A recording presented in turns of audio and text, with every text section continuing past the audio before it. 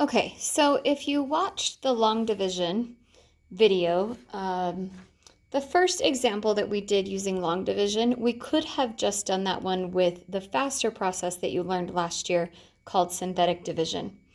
However, the second example that we did, so I'll just show those to you really quick. So the first example that we did, because we were dividing by x plus 4, we could have used the shortcut. We could have used synthetic. But the second example, we were dividing by a quadratic divisor, so there's no way to do this using synthetic. The only way to use synthetic is if what you're dividing by is just a binomial with a coefficient of a 1. So it can be x plus or minus any number, but it can't even have like a 2 right there. If there's anything besides a 1 as that leading coefficient, then you are required to use long division. There are ways around that, but we're not even going to discuss them because it's so rare they make you divide by something like that anyway. So what we're going to do with synthetic division is follow this simple process. First of all, I am dividing x to the 5th power plus 3x to the 3rd power minus 6. I'm dividing that by x minus 1. And if you did watch the long division video, then you heard me talk about a placeholder. Because this polynomial skips from the 5th degree term down to the 3rd, and from the 3rd degree term down to the constant, we are going to need some placeholders. In fact, I'm noticing now I don't even have enough placeholders because this is 1x to the 5th, 0x to the 4th, plus 3x cubed. This would be 0x to the 2nd power. We need another 0 for the x term, and then a negative 6. Okay, and then the 0 of the divisor. So the x value that would make this factor equal 0, so 1, is going to go in this little box in the corner. Some of you learned this a slightly different way, where you would actually leave the 1 here and then put all of these numbers in the box.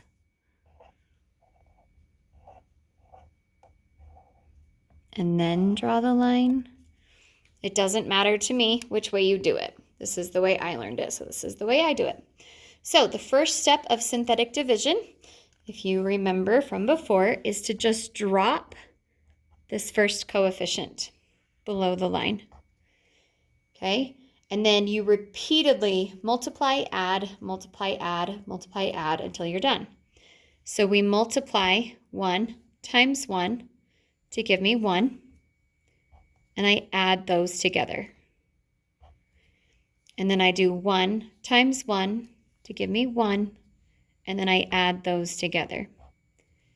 Then I do 1 times 4 is 4, and I add those together. Again, 1 times 4 is 4. I add those together. Last one, 1 times 4 is 4. When I add those together, I get negative 2.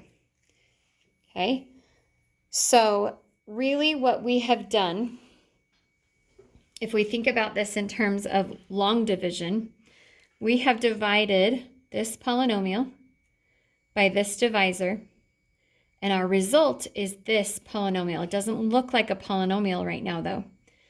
But what we can do is, because we started with a 5th degree and we were dividing by a 1st degree, this first term is now to the 4th degree.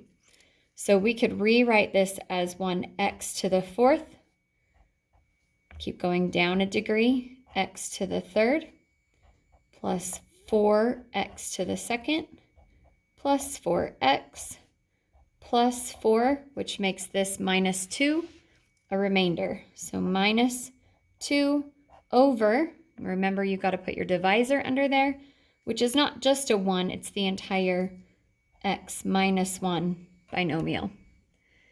So, in addition to talking about synthetic division in this video, I want to talk about a couple of other things. In this particular example, I have the question, is x minus 1 a factor of x to the 5th plus 3x cubed minus 6? The answer in this particular case is no. It would only be a factor if there was a remainder of 0. So we say no, the remainder did not equal 0. So it was not a factor. Okay, when it divides nicely, it is a factor. So no remainder means that it is a factor. Then there's this other type of question. There's this actual fancy theorem called the remainder theorem that teaches you that if you want to, for example, if you have this function, which what you'll see, it's the same polynomial function right here. If I want to evaluate that function at a number, and I don't want to go to the work of plugging in 1 here and 1 here, which really wouldn't have been that hard, but let's say it was a bigger, messier one.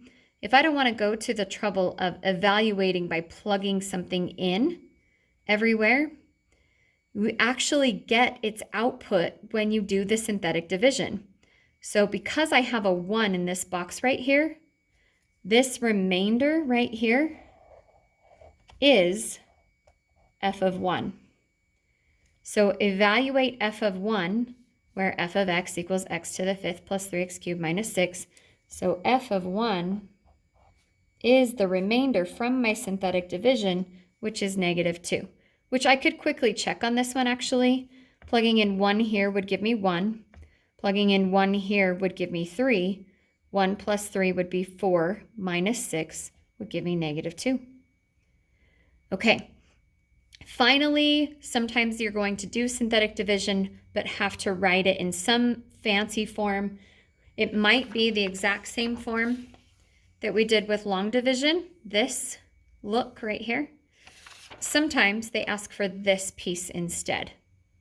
So I am going to write that p of x, the polynomial that we were dividing, is equal to the divisor, x minus 1, times the quotient.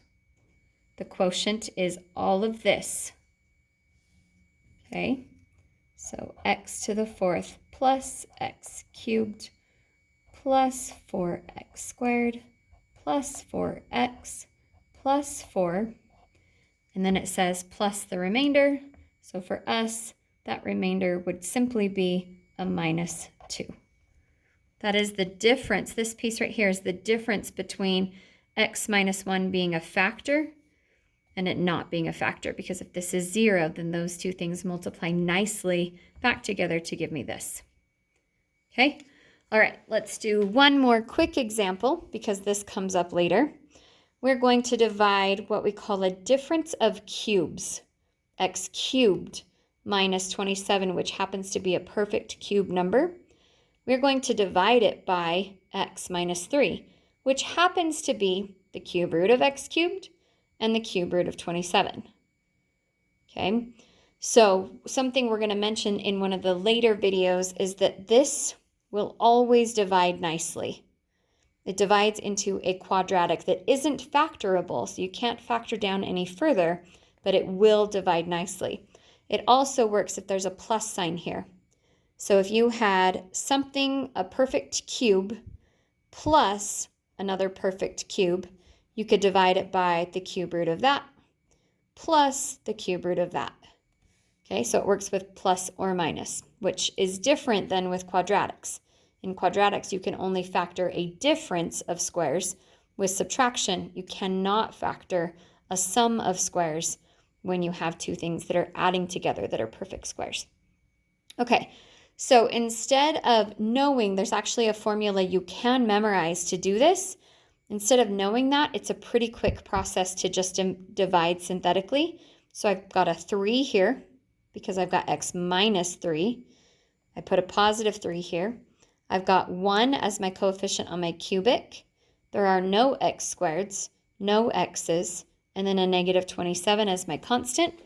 So I drop down, multiply, add, multiply, add, multiply, add. There it is. So this tells me that x minus 3 is a factor of x cubed minus 27. Okay, what else do I know? I also know that x minus 3 times, remember this was x to the third, so this must be x squared. 3x plus 9. Those two things multiplied together must equal x cubed minus 27. Okay, one other thing it does tell me is that if I have the function f of x equals x cubed minus 27, then f of 3 equals 0, which we could easily check. 3 cubed is 27 minus 27 is 0. Okay.